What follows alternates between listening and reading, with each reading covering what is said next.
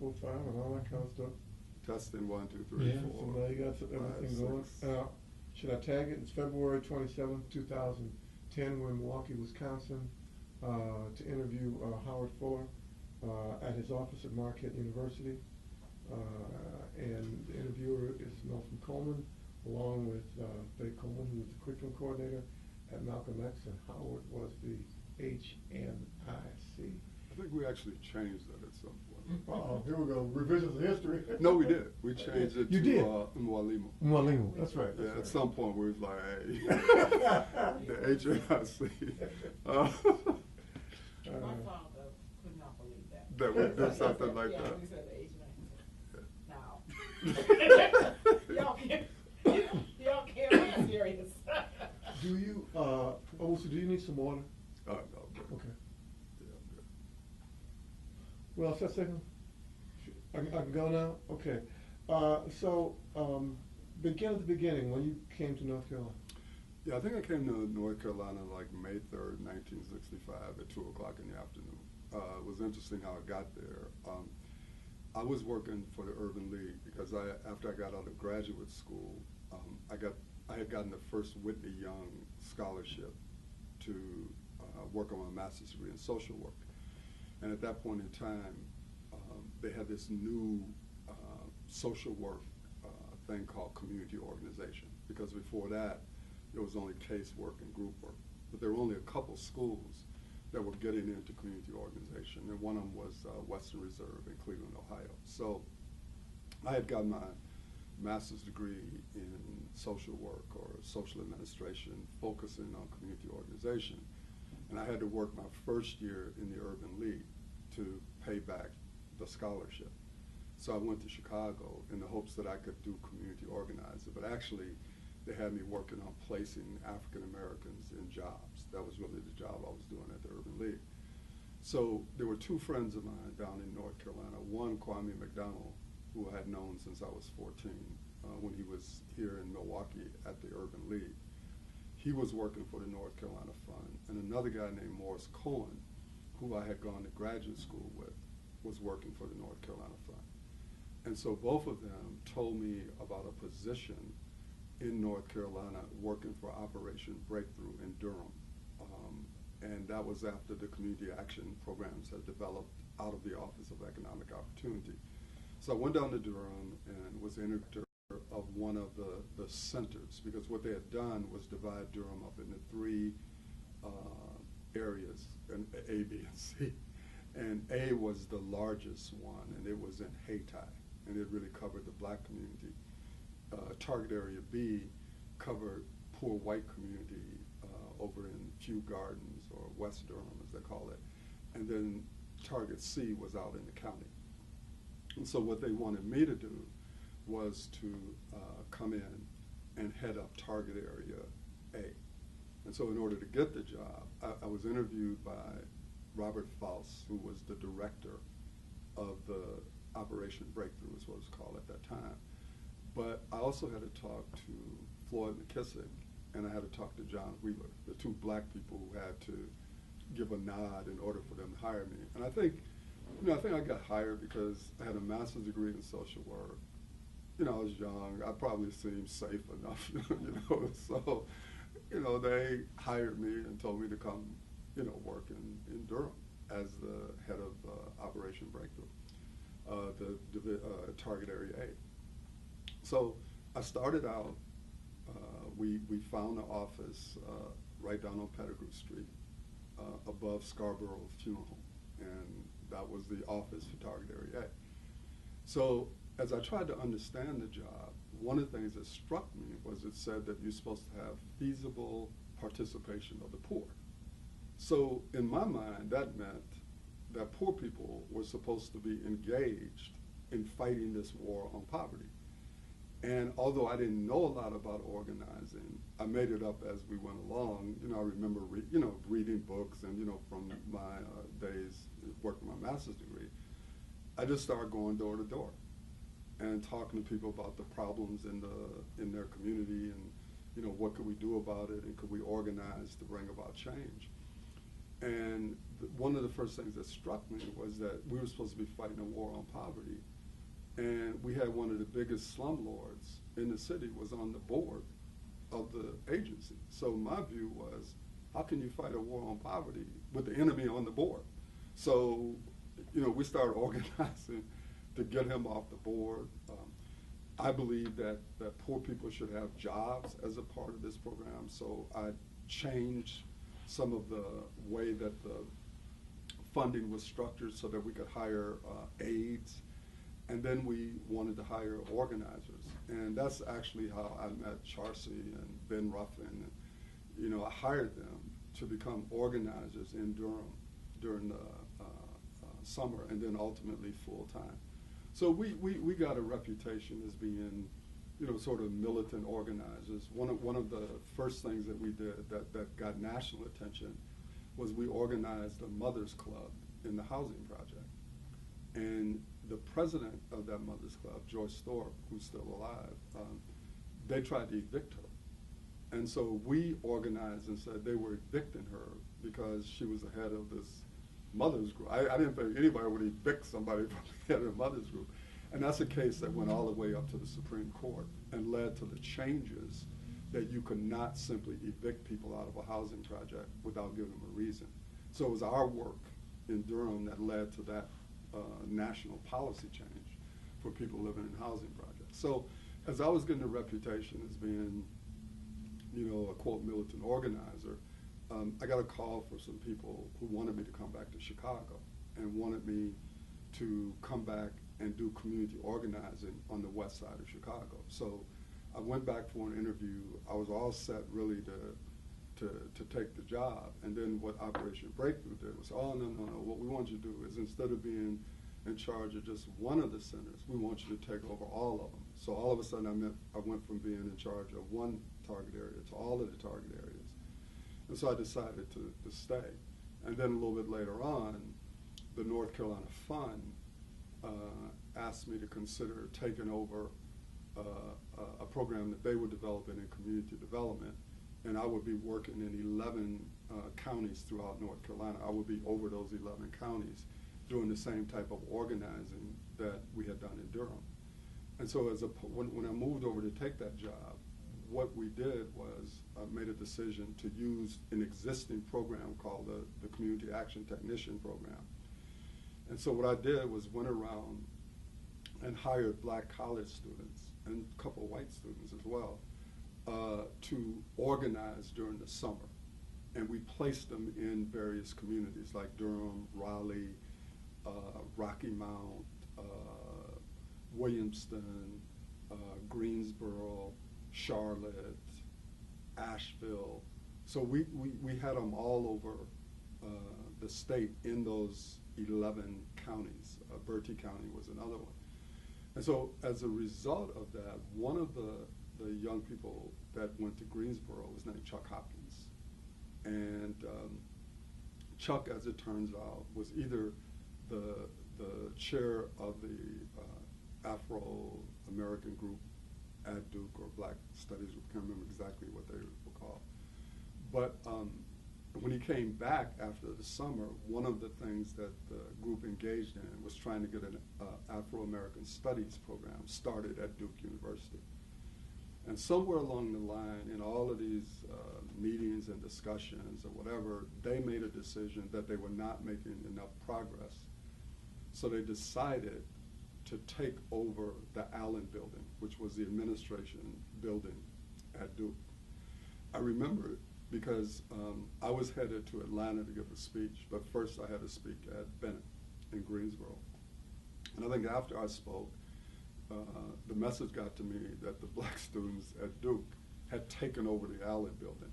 So I rushed back to Durham, went through one of the windows, got into the Allen building, and lo and behold, they had in fact taken over the Allen building. They had chained the doors, they had put all the white people out, and they renamed it the Malcolm X building. And so it was no longer called the Allen building, at least that day. It was called the Malcolm X building. And so there were people talking to us from the outside as the day wore on, and there were meetings, and the people inside the building was trying to decide like what to do. Well, I found out that the police had massed a tremendous force not far from the Allen building, and that at some point they were going to come in and retake the building. So I remember vividly this meeting that was held where the students who were in there came together to decide what to do.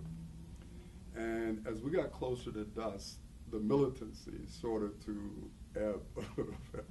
And people started talking about, my mama didn't send me to Duke, to get arrested, and what about my career, and blah, blah. And so it was clear to me that we had to figure out a way to get them out of the building, but in a triumphant way. You didn't want to just sort of peter out. So ultimately the decision was to leave the building, but to leave through a side door with their fists up, like Black Power. So that's what we did. The interesting thing was the police did not know that we had left. And so at a certain point in time, the order was given to go into the building. So they broke out windows, they tear gassed the building, they got in there, and we weren't in there. And I think they were so mad, and they had all of these white students who were just standing around. They came out and tear gassed all of these white students and turned them immediately into a militant group, because they were just out there just looking. And they all got tear gas. I remember running from the gas, and it led to a march on the president's house and all that. So there was the African American students had been given a room up on the top floor of the Union. And so after, some time, there was this meeting upstairs in this room, and the decision was made that we needed to create our own institution, that we needed to create Malcolm X Liberation University. And initially, it was just going to be, instead of having music, we were going to have black music. Instead of history, it was going to be black history. Instead of English, it was going to be black. So we were just going to put black in front of every course of study and deem that a black studies curriculum. And so the idea was the students were going to quit Duke and come to Malcolm X Liberation University. So we had a huge demonstration that started at St. Joseph's with the black community marching down to what was called 5 Points. That's where all of these streets came together in downtown Durham.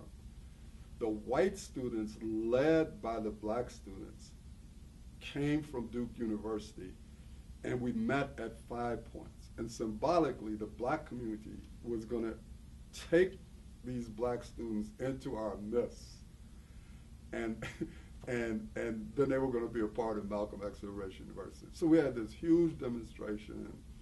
We met at 5 Points. We brought them into our midst. We went back, had this rocking mass meeting at St. Joseph's, declaring the opening of Malcolm X Liberation University and the students from Duke. The only problem was only one of the students actually left. And I think it was Bertie.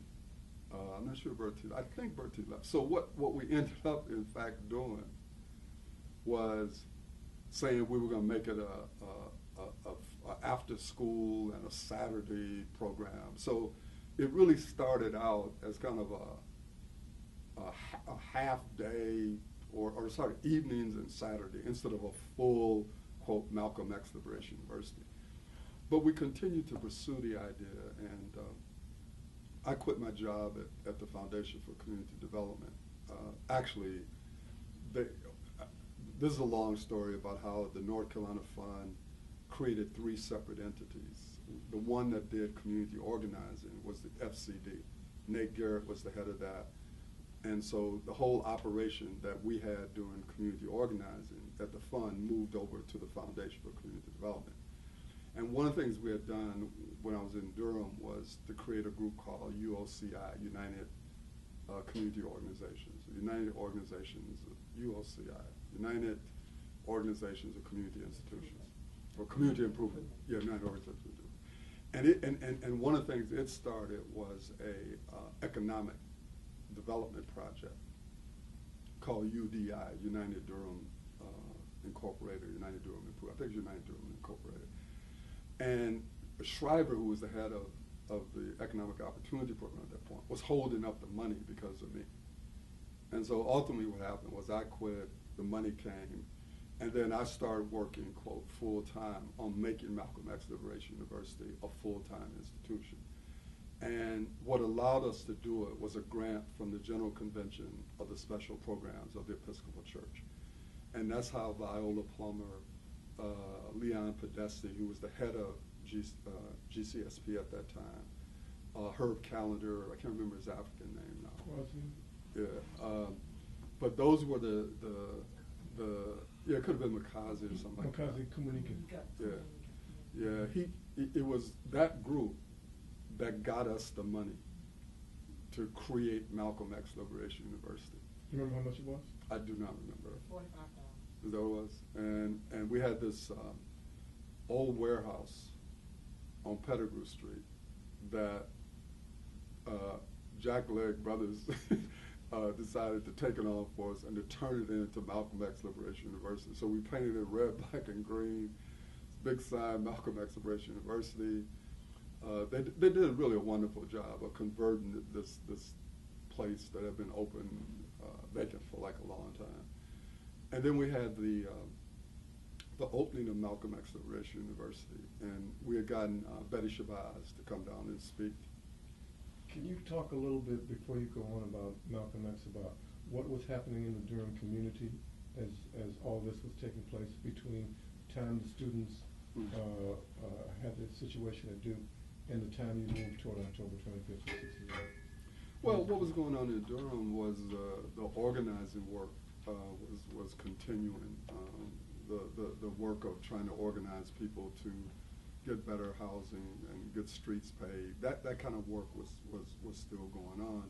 And obviously there was tension because there were, some people who didn't think, what is Malcolm X Liberation University? Why is that coming to Durham? But it was really interesting because for the most part, we had the support of a wide sector of the black community. But I think that was based on the work that we had done over the years, and my involvement in that. And so we were really able to have a sort of a protective thing around us in some ways, in terms of the support from the black community. But what was interesting about that was ultimately that became an issue because there were a group of us, once the university got formed, who felt like we shouldn't be engaged in the community organizing. And that's really one of the reasons we left Durham, jumping ahead. Because I remember, for example, the cafeteria strike at UNC, where these really the people who waited on people in the cafeteria, all black, they went on strike for better wages. And we went over to support that strike and ended up with a number of us, including myself, getting arrested for supporting the cafeteria workers. And there were a number of people who felt that because of my involvement in the local community stuff, that every time something jumped off, I would get involved, expect the students to be involved, and they felt we needed to be studying because by that time we were talking about the whole idea of Pan-Africanism. We had moved from just somewhat black studies and all that to more of a Pan-Africanist philosophy. And that was really influenced by the people from the Center for Black Education in DC, Cortland Cox, Jimmy Garrett, and those folks. And so there began to be a discussion about our objective was to train people to send them to Africa to engage in nation building in Africa. And so we needed to isolate ourselves from these community struggles because it interrupted, the regular kind of study that needed to go on. So, but going back to the opening ceremony, we got Betty Shabazz to come down and speak, and we had a parade, through the black community. I actually still have slides of that. A parade through the black community, and then it ended right there on Pettigrew Street. And we had a large gathering of people. And Betty Shabazz spoke, and as she was speaking, as someone was speaking, a train kept coming down the tracks, ringing their bell. And I actually have a picture of this, of Kwame McDonald getting up on top of the train and holding the bell to stop the noise as we were opening up Malcolm X Liberation University. So that was really the beginning of Malcolm X. We had found a couple houses in the community to use as quote dorms. We had gone to different places to recruit students. Interesting enough, the students like Ed Whitfield, who had taken over Willard Straight Hall at Cornell, they came down to Malcolm X Liberation University. People like Hubert Canfield and those who had been involved in the battle at Oshkosh and had been put out of Oshkosh, they came to Malcolm X. But then there were some students, like I think they were from Little Rock, who were high school students who had been engaged in struggles there. They came. So you had this mix of some people who were 2 and 3 years in college, some people who hadn't completed high school, and we brought them all together to create Malcolm X Liberation University. And we had all of these rules and the Indaba Council, and it was just. What rules? What Well, was the you know, Indaba Council? it was the group that would meet to deal with students who violated the rules. Like, for example, I remember once a meeting we had because somebody took something out of the refrigerator. They weren't supposed to take food out of the refrigerator. We had these long, involved meetings. People were supposed to come to class, not miss class. They were supposed to do their work. I mean, all of this stuff you would put together when you're trying to figure out how to develop an institution. And if you think about it, we're talking about developing, quote, a university from scratch. Where were we going to get the teachers?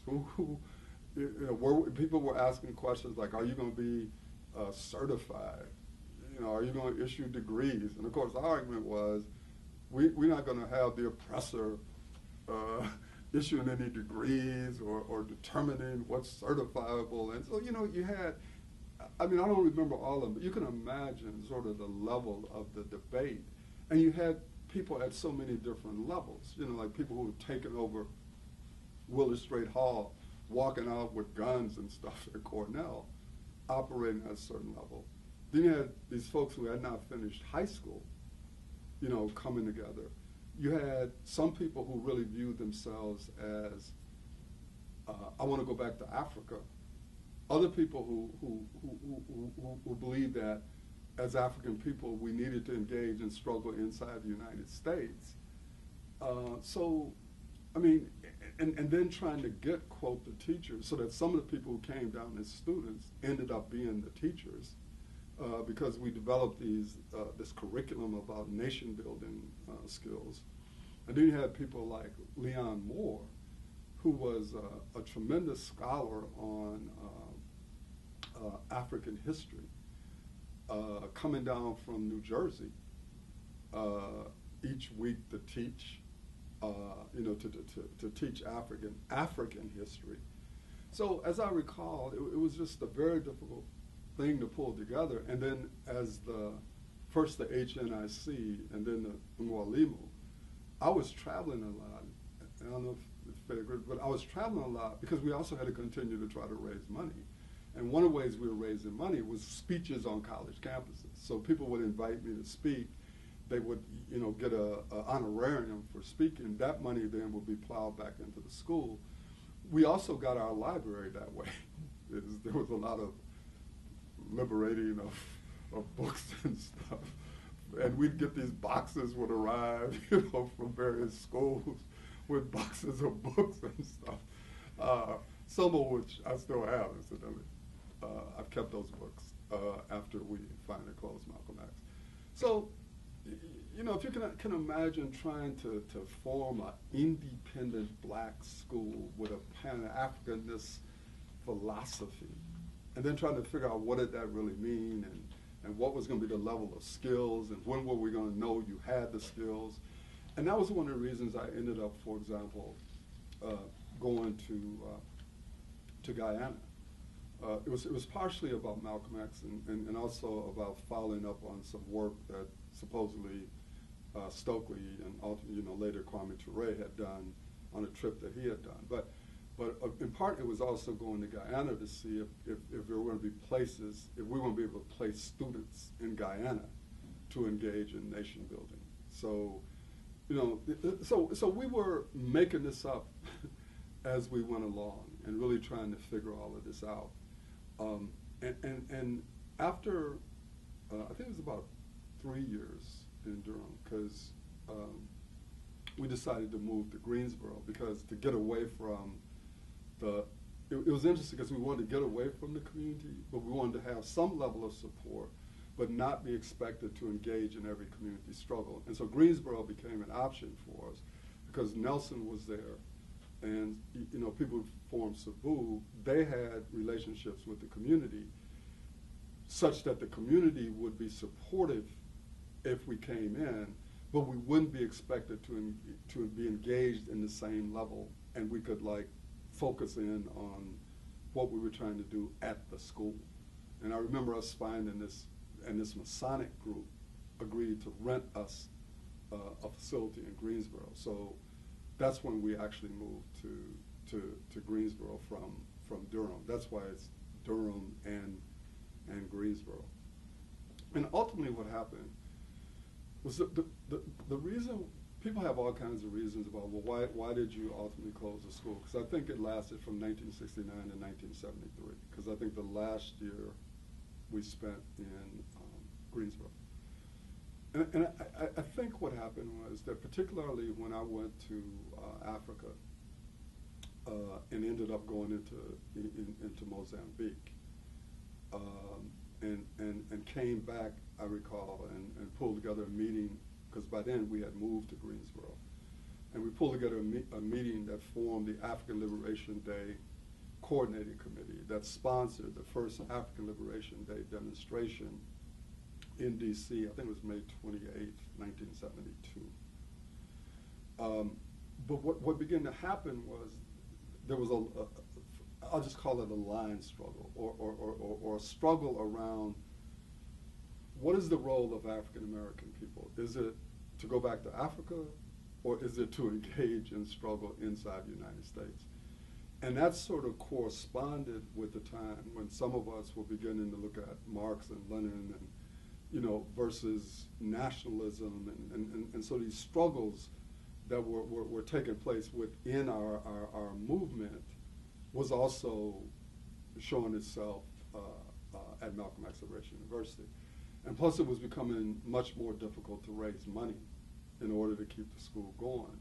So I think we actually did the right thing by not just having the university just, flitter away. I mean, we made a conscious decision to close it, and and I think as we did it, we said our main reason was we thought that it was important for people to engage in work in the United States, which was different than what we initially intended. I don't remember exactly how we explained it, but it was a phenomenal learning experience. Obviously, we made all kinds of mistakes, but I think we also did good things. I think for me personally, it's stuff that I still use today in terms of how do you create an institution? What are the issues? I mean, it's stuff now, like I helped create a high school that I chaired a board of that's now been in existence for 5 years. And some of the lessons I learned from trying to create Malcolm X helped, as we try to sustain this high school for the kids in our community. Do you think that the student takeover at Duke was a pivotal thing in the development that was going on? And if it was, might it have gone another way, or should it have gone another way? Well, we have to remember that was during the period of the takeovers. It wasn't just at Duke, but Voorhees. The students took over a building at Voorhees. Obviously, the Willard Straight Hall, the stuff that happened up in Canada. So it was a period of sort of the surging of black students on college campuses demanding relevance, and relevance was seen as the formation of African American studies programs, many of which exist today, obviously, because of the movement of those students. So in trying to answer the question, should it have gone another way, I really don't know that it could have, given that historical moment and sort of what was going on and how students were seeing it.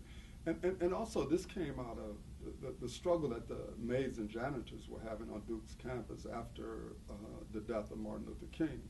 And the vigil is something, where these students actually sat out on the quad at Duke University demanding justice for the maids and janitors and the creation of a union that Mr. Harvey had been trying to get since the 1940s. So, there was a lot of different things going on.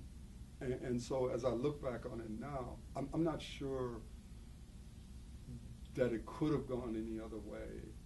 And I think given the sequence of things, it went the right way. And I think we have to remember that Malcolm X became a part of a consortium of schools, the Center for Black Education, Marcus Garvey Institute in Youngstown, Ohio, the school, the Clifford McKissick in Milwaukee, Chad School in Newark, the Pan-African Work Center in Atlanta. So, these things were happening, around the country, and we were a critical part of that whole movement. When you look back now, would you agree with people who saw in that generation of people, that generation of young black folks, a certain audacity? And what do you think created that audacity? If you understand. Probably being young and crazy. I don't know. I mean, if you think about it, really think about the audacity that it took on February 1st, 1960, to sit down at a lunch counter in Greensboro and demand to be served. Think of the audacity that it took for the Children's Miracle in Birmingham, Alabama, to face up against dogs and hoses. I mean, the entire sit-in movement. So what I think is that I think we were sort of standing on the shoulders of that level of audacity, and so that our audacity was just the next level of the emergence that started with the young people, who began the sit-in movement.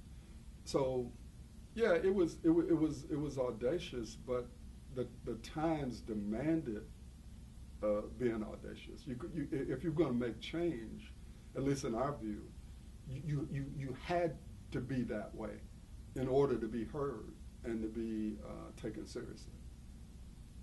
And how did Africa figure into all that? You talked about in your going through the development of Malcolm X, the constant sort of push and pull between, is the struggle here or do we go back to Africa? Well, I think I just speak for myself. I never really knew much about Pan-Africanism, right?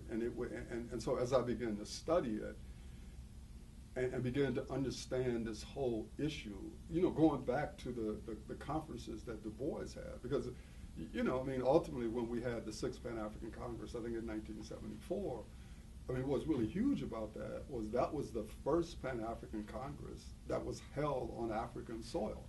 Because all of the previous Pan-African Congresses that were started by Du Bois were not held in Africa because at that point in time, Africa was colonized.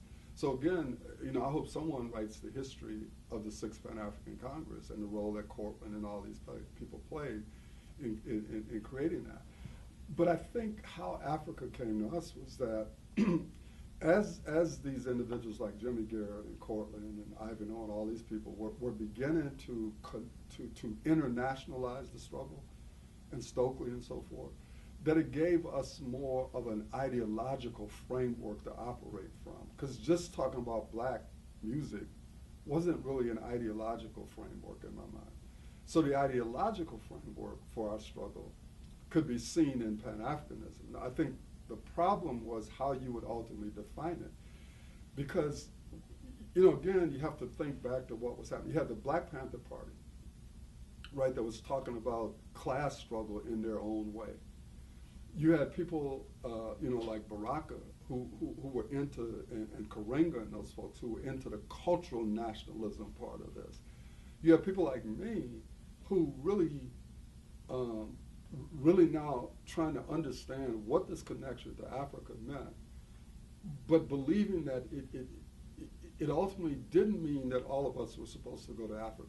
Because I remember when I had dinner or lunch with Sekou Touré in 1973, when Brenda Paris and Jean Locke and I took money to give to liberation movements in Southern Africa.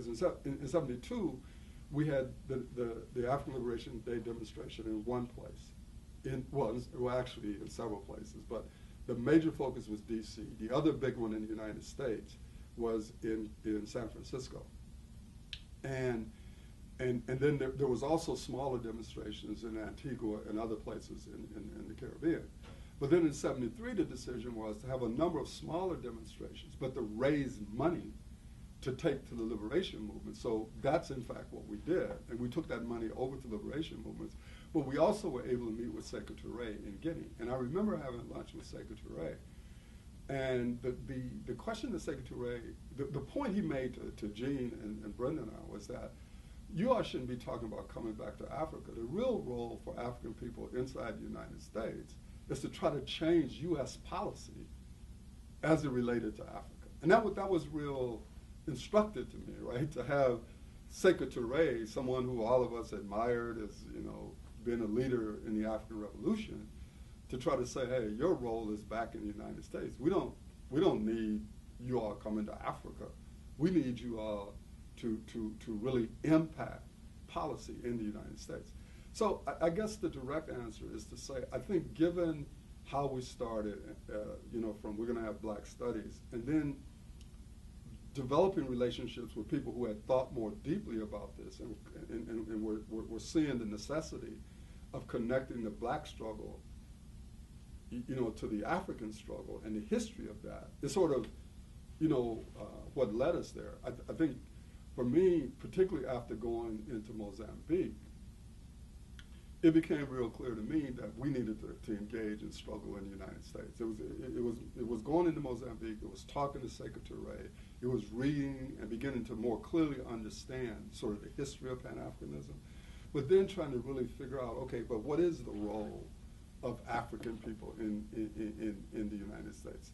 And yes, we are an African people, but we're an African people who have an entirely different historical experience than a peasant in Africa who didn't even know that the United States exists. Because when I went into Mozambique, I talked to people. They had to explain to people like who I was, and from America. And they were like, "What is America?" I mean, that was the level that people were at back deep in the bush in Mozambique at that point in time.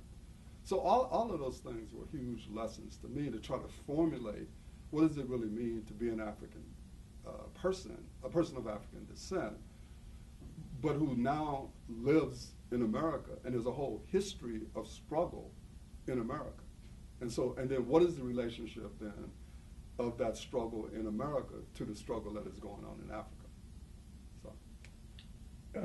Let me try to be personal if I can.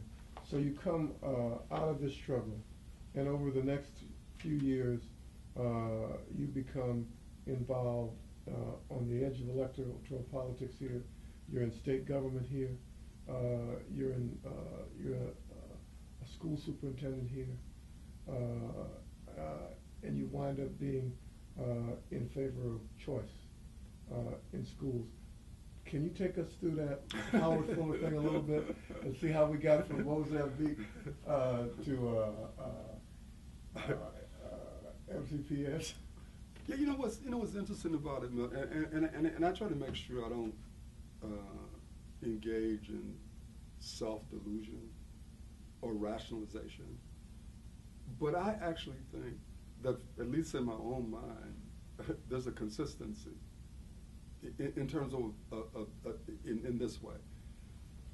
I believe as deeply in my heart today as I ever did that we're still in a struggle for liberation. Because ultimately, as a people, I don't think you can really achieve liberation until you achieve a level of economic independence that allows you to make choices. Because ultimately, freedom is about exercising options. It's about the capacity to choose what you think is the best path for you to reach your highest potential as an individual. And because I think we have a collective responsibility as a people, what allows us to reach our highest potential as a people? And I think what I've decided is there is a difference between strategy and tactics. There is a difference between principle and making different decisions about particular ways of engaging in struggle. And I think a lot of times what we do is we confuse the two, so that you may change a tactic, but it doesn't mean that you're still not operating on sort of a fundamental principle. And so the question becomes, what is happening at a certain moment in history that allows you to do certain things? And you will be engaged in struggle, but it will be different avenues and using different tactics. The issue is when you go home at night, is the driving force still, how do I help my people? And I think it's clear at some point I reached a decision that I was not going to be able to create a worldwide revolution. that although I still believe that, in some ways that, without some type of more drastic solutions, our people are going to continue to suffer in the ways that they're suffering. But as I got older, I think probably what I did, quite honestly, was to rein in what I thought I could do and how much did I think I could impact. And so at a certain point in time, to me, it made sense to engage in electoral politics as a way to try to get certain things for our community. As I got more involved in the elementary and secondary education, it made sense to me to try to become the superintendent to see if I could make a difference for the kids in our city. And when it became clear to me that the system was structured in a way that wouldn't allow me really to make the level of change that I felt was needed, I was not going to sit there and be an apologist for the system. So my view then was I need to work full time on choice. And how we came to choice is really interesting because, you have all of this stuff about right wing this and right wing that. What's really interesting is if you really study our history, you really go back and you look, if you look at the Freedmen's Bureau, what's really true is it was black people who made the demands for public education in the South. And when we made those demands, coming out of slavery, ultimately what we wanted help from white missionaries and all of this because we needed help. But what we didn't want was for them to control us, which is something that we got to even understand today. And I still talk about in this whole level of ed reform and the level of involvement of white organizations and white structures who are doing good work. But ultimately the question is, in some ways we face the same question. What is the difference between getting help and being controlled? But if you go back to the Freedmen's Bureau and you go back to what happened, as we developed black institutions, and then when the Missouri Compromise took place, and white folks decided to come back together, one of the first things they began to do was to talk about trying to make sure that poor white people got an education. Because poor white people had sort of bought the argument that the white ruling class had put forward that they didn't need no education. that was for people, with sense. Y'all ain't got no sense. You don't need no education. And so poor white people had pretty much bought that. So they weren't making no demands to be educated. It was black people who saw the connection between education and liberation. and began to talk about the creation of schools. But then when white folks decided to take the money from black schools, put it in white schools, and then deny us access to those schools, black people had to create their own institutions. And some of them were church institutions, some of them were community-based entities. And so we were double taxed. We had to pay for schools we couldn't go to. And then we had to create our own schools. And what that said to me was that anytime black people put all of their eggs in any one basket in America, we're in deep trouble. And that we ought to always be fighting for gaining access and controlling resources that we can decide how to use for our own betterment. That's how so the way I got the choice was interesting. I'll admit it, I never even read Capitalism and Freedom. I didn't know that Milton Friedman had written a book where he called for vouchers. I didn't know nothing about that. All I knew was we was in Milwaukee. We looked at what was happening to black kids. We went to the superintendent because we had tried integration. It was supposed to, change this. All of a sudden, we look and find every school in the city, black kids are behind white kids. Only one school in the city had the black kids at the high school level have a grade point average over a D. And so what it said to us was, look, the integration thing here has been a failure. It's not educated our kids. So what I remember sitting in my basement, and I had read David Walker's Appeal. And I said to myself, when history is written, there's got to be some group of people who said no. And so I wrote a manifesto because I wanted to have a manifesto that was out there, that somebody wrote a manifesto that called for the creation of a separate school district. And so we went from saying, MPS, what can you do to educate black kids? You're not doing it. Let us create our own district. When they wouldn't let us do that, then the next question was, well, we need options. We need a way out of here. We need to be able to create our own institutions. And so for me, moving to choice was a logic of struggle. It was a logic tied into the history of our people, and a logic tied into the history of my own struggle, to always be creating something that will allow people to improve their own lives.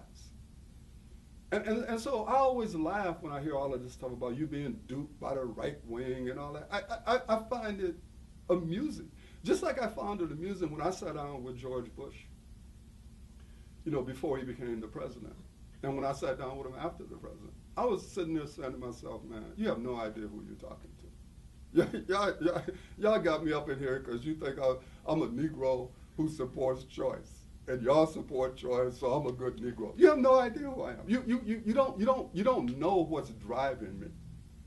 You know what I'm saying? So I always found all of this stuff amusing.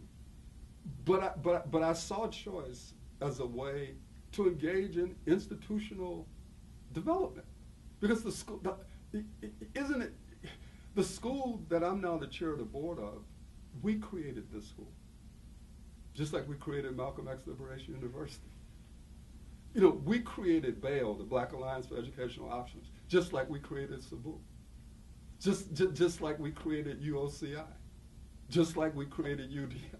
So for me, all of this to me, it's not the same because it's different, but it emanates from the same fundamental belief that the way you push towards liberation is you try to gain control of resources and you try to create institutions that can reflect what it is you're trying to do. So, ask you one final question. I'm glad you got to where you got, because I saw you headed there, and I was going to ask you the similarities between those schools and Malcolm X.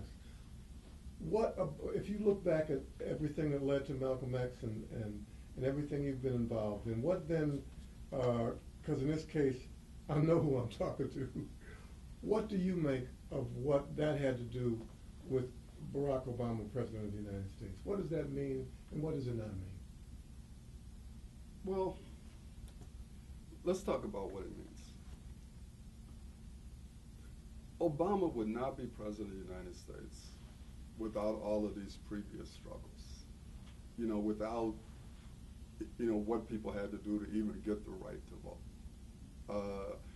But it wasn't just the struggles of black people. It was also the struggles against the war in Vietnam, for example, that energized young people. I always say you got to go back and you got to look at history of struggle. And it's very important to do it because I get so frustrated with the conditions that I see today. I talk about in my speeches, for example, just sort of think about this. On February 1st, 1960, 4 students sit down at a lunch counter and demand to be served. In 2010, 4 students sit down at a lunch counter, can't read the menu. So you sit here and you say, what did we do? I mean, how could this be? So we didn't do nothing because of the conditions today. We must not have done anything. But that's the wrong way to look at history.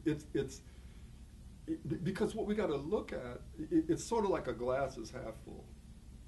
Yeah, we got to look at all of the terrible things that exist, but we also got to look at what progress has been made, what things changed because of the struggles that took place. And it's clear that without the struggles that took place, you could not have elected Barack Obama as the President of the United States of America. And I think one of the things that we as black people have got to quit saying is, ain't nothing changed. Because stuff has changed. It hasn't changed enough. It hasn't changed in ways that impact the masses of our people. But we cannot say that America of 2010 is the same America of February 1st, 1960. It's anti-historical and stupid to say something like that. But on the other hand, we have to ask ourselves, what does it mean for one person like Barack to become the President of the United States? It means that we have an African American, biracial person, whatever people want to say, who's the president. But he's the president of the United States. He's not the president of black people. And the reality of it is, if you get in a position like that, you have to deal with everything. You can't just say, okay, I'm going to make sure that black people get saved. That's not possible, given the nature of the United States of America. So what it says to me is, we do him a disservice not to continue engaging in struggle. Because what we have to do is to create the environment that forces him to have to do something, or put in a nicer way, that gives him the reason to say, I got to do something. But if we shut up because he's the black person in charge, that's a huge mistake. It's a huge mistake. I'm mad as hell at Barack about the Opportunity Scholarship Program in D.C. Because, and I had a debate with him in 1998 about this, okay? And he ain't saying anything different in 2010 than he said in 1998. Here's my problem with him. My problem with him is, you come in and you say, we're going to keep stuff that works. Well, this works. It works because there's 1,700 poor families who have access to schools they wouldn't have if that program didn't exist. Michelle Reese says, it's going to take me at least 5 years to really fix the D.C. public schools. So don't you ask yourself, okay, Arnie Duncan, you got school-age kids. Where do you live? I live in Virginia. Why do you live in Virginia? Because they have good schools in Virginia. Why don't you live in D.C.? Because I ain't putting my kids in the D.C. public schools. Michelle and Barack do what any good parent should do. Found the best school for their kids. Sidwell Friends.